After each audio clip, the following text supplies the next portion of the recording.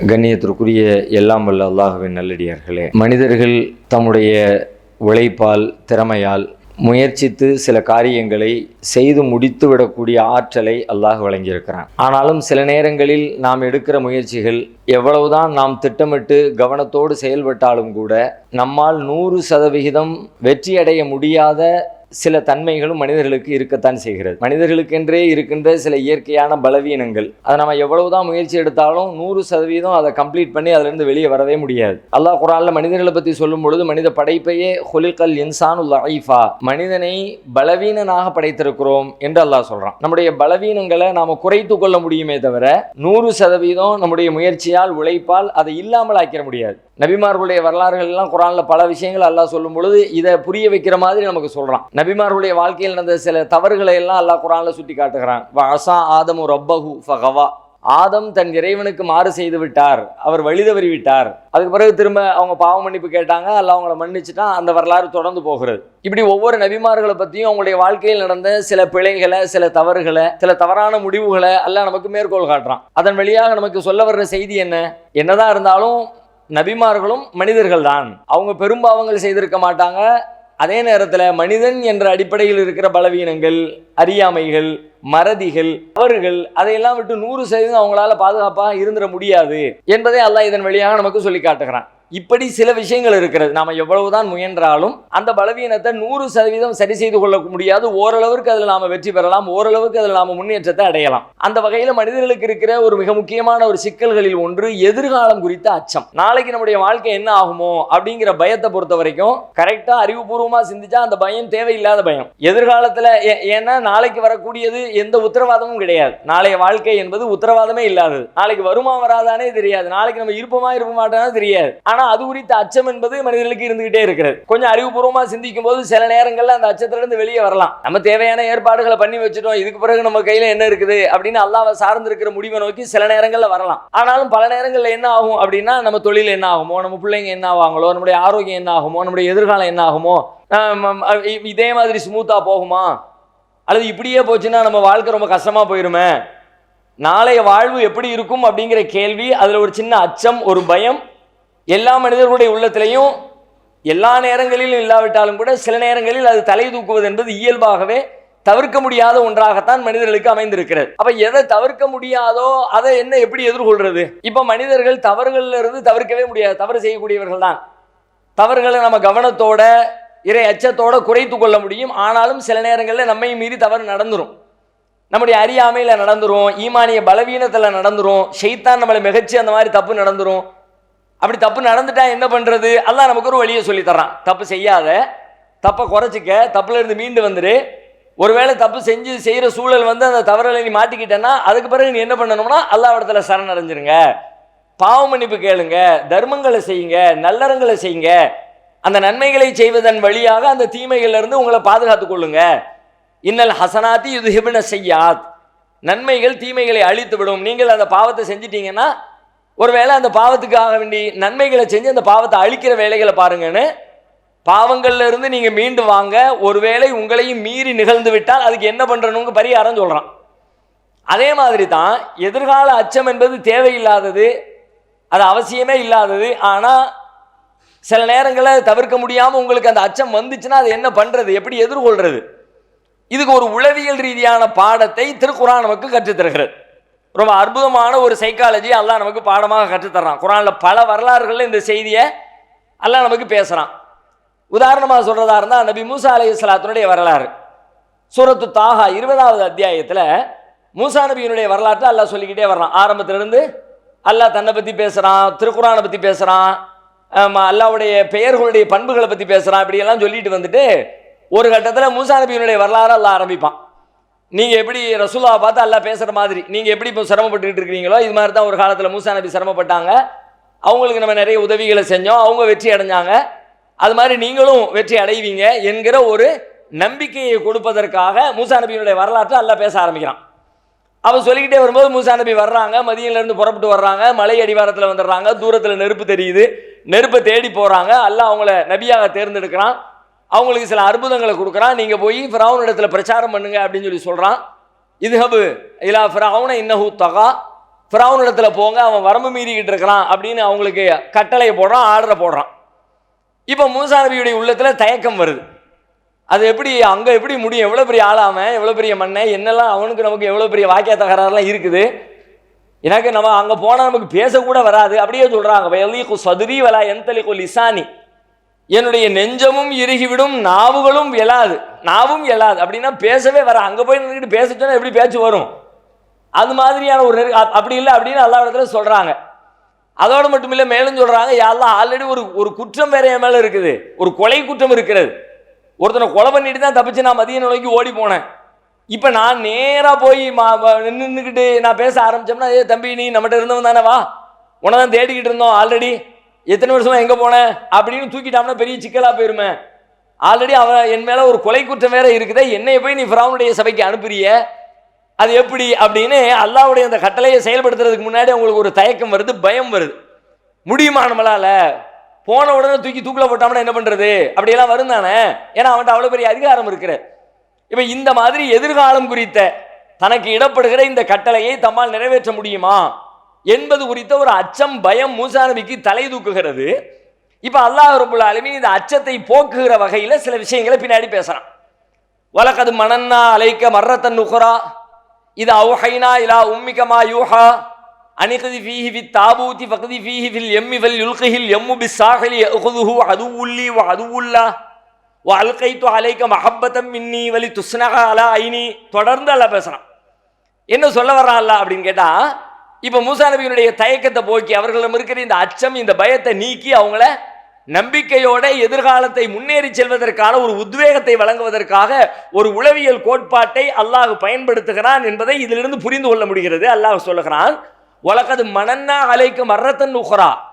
மூசாவே, இதுக்கு முன்னாடி நமக்கு உங்களுக்கு என்ன அருள் செஞ்சிருக்கோம் அதை நீங்க யோசிச்சு பார்த்துருக்கீங்களா? இப்ப நான் சொல்லக்கூடிய காரியத்தை செய்ய போறதுக்கு பயமா இருக்கு நீங்க யோசிக்கிறீங்க. ஆனா இவ்வளவு நாள் நீங்க கடந்து வந்த பாதையை கொஞ்சம் யோசிச்சு பாருங்க. உனக்கு நான் என்னெல்லாம் செஞ்சிருக்கேன் அதை நீங்க யோசிச்சு பாருங்க. மனன்னா அலைக்க மர்ரத்தன் உக்ரா, இதுக்கு முன்னாடி வேற எத்தனை அருள்கள் உங்களுக்கு வந்திருக்கிறது, என்னுடைய உதவிகள் எவ்வளவு வந்திருக்கிறது அப்படின்னு அவங்க சிறு வயதுல இருந்து அல்லாஹ் ஒரு வரலாறு ஆரம்பிக்கிறான். இது அவுஹைனா இலா உம்மிக மா யூஹா, உங்க உம்மாவுக்கு நாம வஹி அறிவிச்சோமே, நீங்க குழந்தைய பிறந்த நேரத்தில் ஃபிரௌன் ஆம்பளை பிள்ளைங்களெல்லாம் தேடிக்கிட்டு இருந்தானே கொலை பண்றதுக்காக வேண்டி, அப்போ அவங்க அம்மாவுக்கு நம்ம சொன்னோம், உங்க பிள்ளைய தூக்கி ஒரு ஒரு பெட்டிக்குள்ள வச்சு அந்த பெட்டியை தூக்கி தண்ணியில் தூக்கி போட்டுருங்கன்னு சொல்லி சொன்னோம். தண்ணியில் தூக்கி குழந்தைய பெட்டியில் வச்சு தண்ணியில் போட்டால் குழந்தை என்ன ஆகும்? அதுக்கு என்ன உத்தரவாதம் இருக்கிறது? அப்போ உங்களை காப்பாற்றினது யாரு? நான் தானே காப்பாற்றினேன். அப்போ நீங்க இப்படியான ஒரு இக்கட்டான சூழல்ல இருக்கிறீங்கன்னு கூட உங்களுக்கு தெரியாத அந்த வயசுல இருக்கிற அந்த குழந்தைக்கு 6 மாசமோ 1 மாசமோ 2 மாசமோ இருக்கிற ஒரு குழந்தைக்கு இந்த குழந்தை எவ்வளவு நேரம் தண்ணியில் சுத்தும்னு தெரியாது, அல்லது தண்ணியிலிருந்து யாராவது எடுப்பாங்களா மாட்டாங்களா அது தெரியாது, எடுக்கிறவன் அந்த பிள்ளைய வளர்ப்பானா மாட்டானா தெரியாது, அல்லது எடுக்கிற வரைக்கும் பிள்ளைக்கு உயிர் இருக்குமா உயிர் இருக்காதா தெரியாது, போற இடத்துல காத்து மலர்த்தி கப்பலை அந்த பெட்டியை கவுத்தி விட்டு புள்ள தண்ணியிலே மூழ்கி போயிருமா தெரியாது. நீங்க இப்படியான ஒரு இக்கட்டில் இருக்கிறீங்களாங்கிறது உங்களுக்கே தெரியாது. 6 மாச குழந்தைக்கு அப்ப அந்த குழந்தைக்கு என்ன தெரிஞ்சிருக்கும்?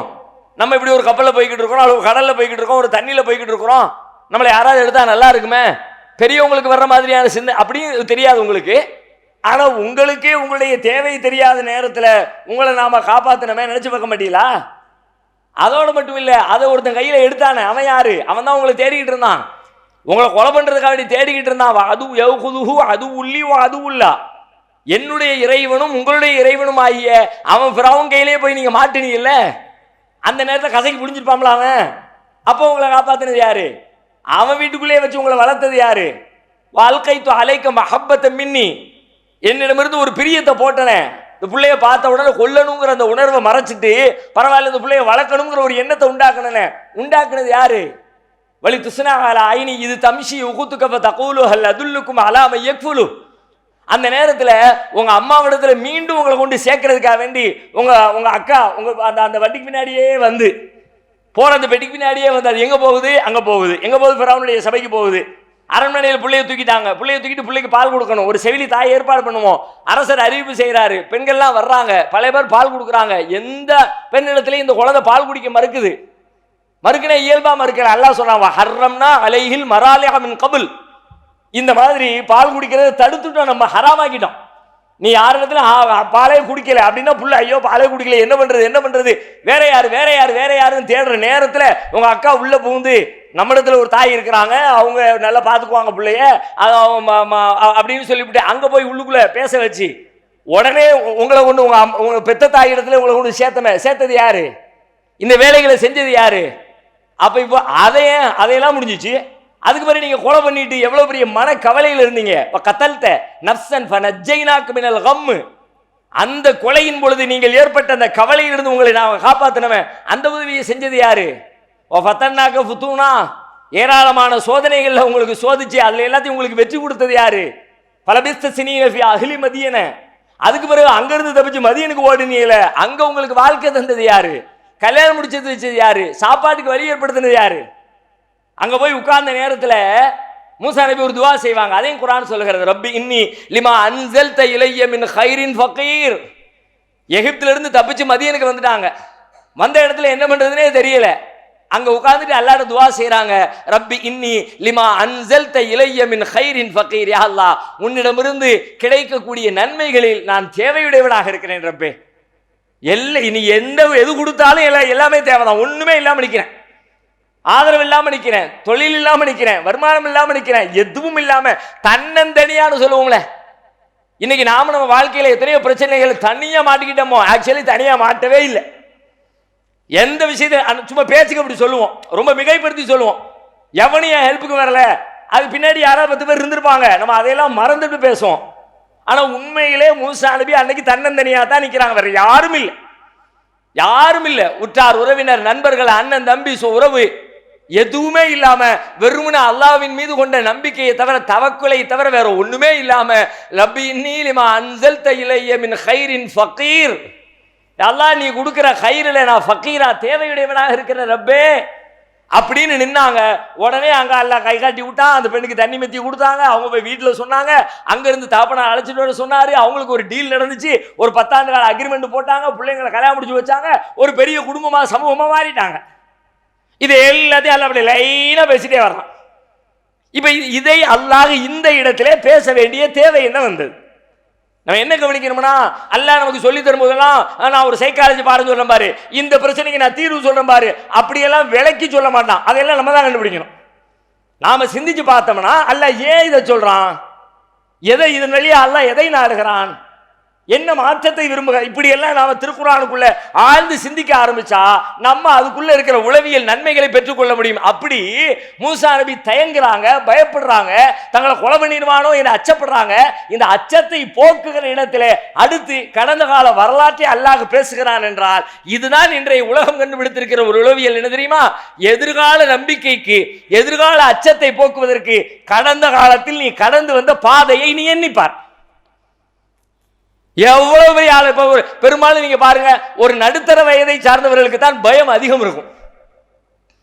சிறு வயசுல உள்ளவங்களுக்கு பெரிய பயம் இருக்காது, வாலிபர்களுக்கு பெரிய பயம் இருக்காது எதிர்காலம் குறித்து. அதெல்லாம் ஓடிடுவோம் நினைப்பான். இளங்கன்று பயம் அறியாதுமா இல்ல, அது மாதிரி அவன் ஓடிக்கிட்டே இருக்கும்.